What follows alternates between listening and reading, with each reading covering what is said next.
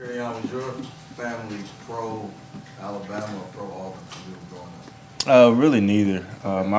Both my parents are from Florida. My dad's from Tallahassee, so we were really Florida State fans. And my sister married a guy that went to Auburn, so that kind of put Auburn in the mix. And then obviously now I'm here, so now I guess we're pro-Auburn. Can you talk about what do you think some of the keys are to have a good game and win Saturday? First and foremost, we got to limit our turnovers if we have any at all. Defenses obviously feed off of that, so that could be catastrophic. And second of all, we got to stay patient. We realize they're a good defense. They're ranked or whatever they're ranked, and so obviously they're going to be good.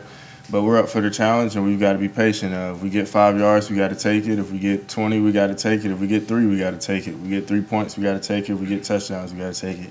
So those two things I think would be big points in the game, and if we do that, I have confidence that we can win. Kerryon, Coach was talking about the playoffs really began for you guys a few weeks ago after the LSU game. Aside from the obvious, not being able to afford another loss, what's changed in that time? I'm not really sure. Besides the obvious, I think we just realized that we had a goal to get to the SEC championship, and like you said, we couldn't lose again in order to get there. But we felt confident that things would play out how they should, and they have. And really, when you look back at it, the LSU game, it sucks that we lost, but really, it would have came down to this game either way. One of us would win, and one of us would go to the SEC championship. So really, it didn't have much impact. But I think it taught us a valuable lesson in the terms of finishing games and knowing what we had to do in second halves and putting two halves together and all that stuff. So, I mean, really, when you look back at it, that was probably the best thing for us at that time. Kerryon, there's a noticeable difference in the third quarter, just mentality standpoint, aggressiveness standpoint. Have you felt that even from Coach Malzahn, from the coaches, and how has that fed into you guys' play? Yeah, we felt that. That's been like all season, we've started pretty fast. For probably 80 or 90% of the games, we've started fast. So everybody knows, everybody at this point is like, that's going to happen. But what we got to do, or what we had to learn, was that it's about two halves. So when we come out third quarter, we got to start out the same way we started out the first quarter. And the coaches noticed that. The coaches adjusted themselves to put us on that track. And the players, for the most part, have convinced ourselves that that's the most important part of the game. And like I said, we know we can start fast, but we've got to convince ourselves every single game, every single moment that third quarter is the most important quarter.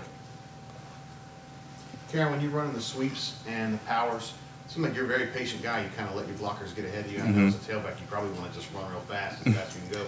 When did you kind of get that ability to kind of be a little more patient with it? Probably this year. Ever since I played running back, I would have a run here and there where, showed great patience. But this year, I really felt like I put a lot of time in this offseason and watched a lot of people run the ball. And the easiest way to run is to not get tackled. And when your blockers are blocking people, you don't get tackled. So you got to let those guys get out in front of you. O-linemen, they have a lot on their plate. They got to ID the fronts, and they got to know who to block, and they got to get around and actually block them. D-linemen are moving around and blah, blah, blah, blah.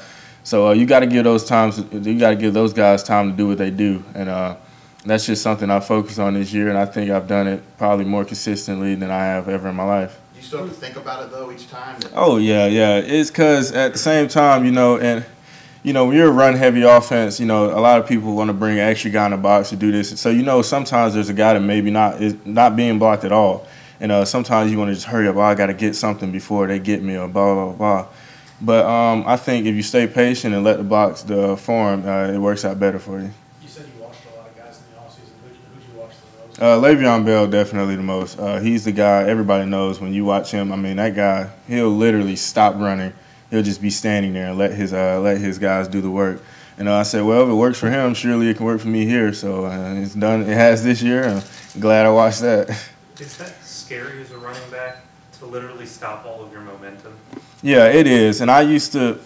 Obviously, I'm a Pittsburgh Steelers fan, so obviously I watched him for a while. And I used to think, well, he can do that because he's big. So it doesn't take him much to fall forward to get a couple extra yards. Even if he gets stuffed, he's 225 pounds. He can fall forward. So I used to think, I'm not that big. I won't be able to do it. But it's scary to just stop your feet or wait for it to develop. But all it means is when you see the hole, then you've really got to hit it. And that's what I worked on this offseason was building up that acceleration quickly and getting to the top speed, and it's worked. How do you work on that specifically? I did a lot of sandpit, me and a couple other running backs, Cam Martin and CJ, we go in the sandpit 1 or 2 times a week, just going after doing footwork drills, doing explosion drills, stopping and starting drills. Coach Russell, a lot of days in the summer, obviously working on acceleration and chain sprints and hill sprints. It took a lot, but to see it pay off is very satisfying. Do you feel like that for you? I mean, obviously you put a lot of work into it, but you've always been a great athlete. You always had the glide to you. Do you feel like that's been the biggest thing for you, is that explosiveness? Yeah, just that explosiveness and that work at the explosion. Like you said, I've always been a tremendous athlete, and sometimes I let myself just live off of that. But it's no coincidence that this was my hardest working summer and this is my best season I've had. That just comes with the work. And I'm glad I got to see that pay off, and now it's a lesson moving forward and something I learned. And during that Georgia game, I think Todd Gurley was kind of tweeting about you, saying, "Man, this kid can play." Do you still get kind of big eyes when somebody like Todd Gurley has Oh, yeah. I showed that tweet to Darius Slayton. We're really good friends, and I showed him being a Georgia guy, or being from Georgia. He went more through the roof than I did. So to see, obviously I can't tell you everything, just in terms of people who have reached out to me, or, and that I still think of myself as just a small time guy. But some people see it differently, and it's still crazy to think about to this day. I'll never think about Todd Gurley.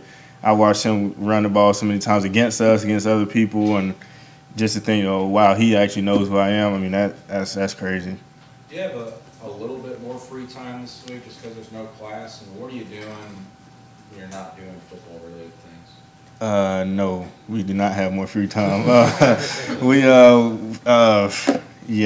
Sometimes you'd rather be in class because when there's no class, it's straight football. We woke up 8:30 this morning, went to breakfast, went to study hall, went to a special teams meeting.